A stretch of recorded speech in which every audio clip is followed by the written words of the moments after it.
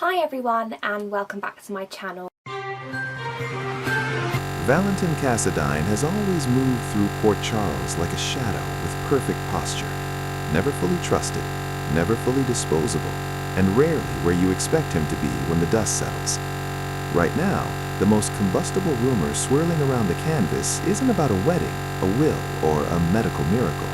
It's about an alliance that looks almost impossible on paper. Valentin quietly positioning himself at Carly Spencer's side as she attempts to wipe Brennan off the board for good. On a show where grudges are heirlooms and betrayal is practically a love language, that kind of partnership doesn't read like a simple favor. It reads like a fuse. Carly doesn't invite danger into her life. Danger recognizes her address. She survived mob wars, corporate takedowns, family implosions, and the kind of emotional shrapnel that leaves most people permanently cautious. So if she's allowing Valentin into her strategy at all, it implies something stronger than convenience. It implies she sees value in his particular brand of ruthlessness, precision instead of chaos, leverage instead of brute force, and the ability to smile while making a threat sound like advice. Brennan, by contrast, is the kind of problem you can't negotiate with forever. He's not simply an enemy. He's a pressure system that keeps returning, changing shape, finding new ways to reach into Carly's life and squeeze. Eliminating him isn't about revenge, it's about oxygen. But every operation has its weak point, and in this one, the weak point has a name: Jack. If Jack catches even the scent of what Valentin is doing, the response won't be dramatic speeches and moral outrage. It will be a cold calculation.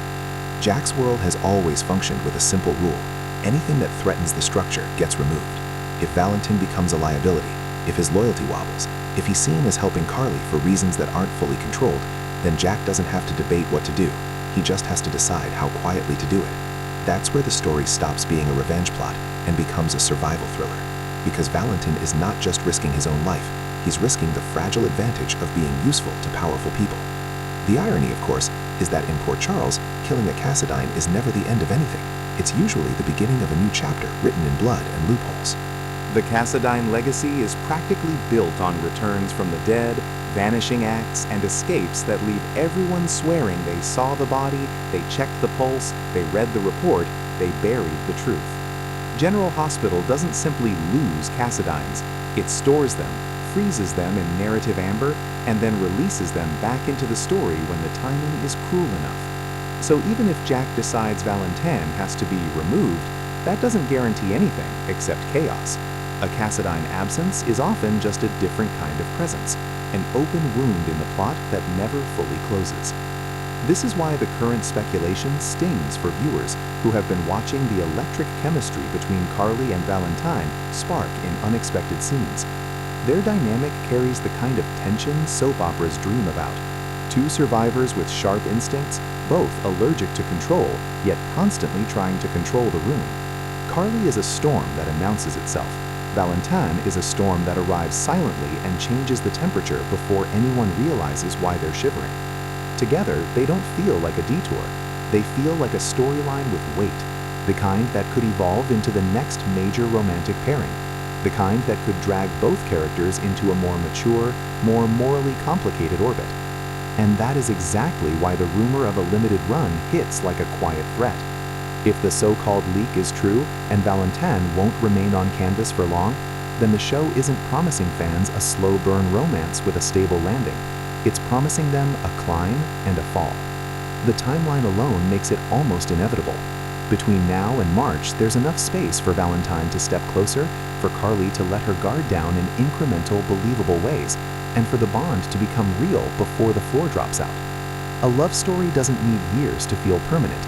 It just needs the right kind of trust at the wrong time. That's the cruel brilliance of it. Carly falling for Valentin wouldn't require her to forget who he is.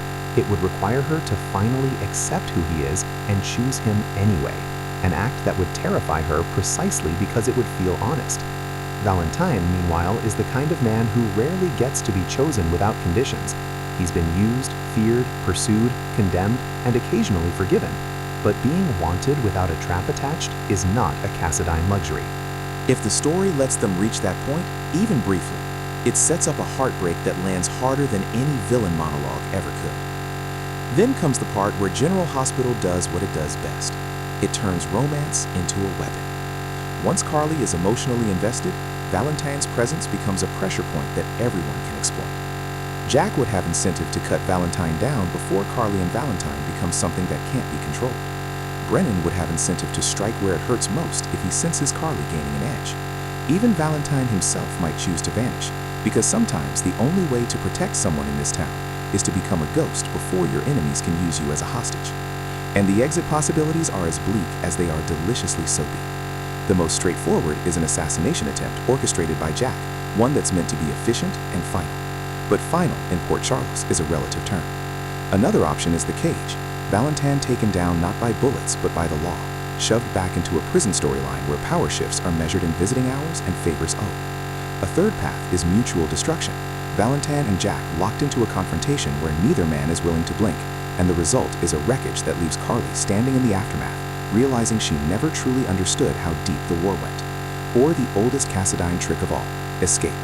A disappearance that looks like death, a vanishing act that leaves Carly with grief in her hands and questions in her chest, while somewhere off-screen Valentin breathes in the dark and waits for the moment he can return. What makes this looming departure feel especially volatile is that it would reshape Carly's emotional landscape at the worst possible time. Carly doesn't simply mourn, she mobilizes. When she's hurt, she turns pain into plans. If Valentin leaves after Carly finally admits, perhaps only to herself, that she wanted a future, the devastation won't be quiet, it will be catalytic. It will color her choices, sharpen her distrust, and potentially push her into a colder version of herself that even her allies struggle to recognize. It could also tether her more tightly to the mission of ending Brennan, not because it's strategic, but because it becomes personal in the most dangerous way. For Valentin, a short arc would still matter, because it would reinforce what his character has always embodied, the tragedy of being useful, brilliant, and doomed by proximity. Cassadines rarely get simple happiness. They get moments that look like happiness right before the trap springs. If the show gives Valentin a few months of intensity, operation-level stakes with Carly, a romance that threatens to become real, and then a brutal separation, then it doesn't just entertain. It wounds the audience in the specific way soaps are designed to do, by making you believe in something for just long enough that losing it feels unfair. And that's why, even with the disappointment of not seeing Valentin stick around, the next stretch could still be a feast for viewers who appreciate high-wire acting and high-stakes storytelling. James Patrick Stewart has a way of making Valentin's intelligence feel lived in rather than performative, like every calm decision is balancing on a history of bad outcomes.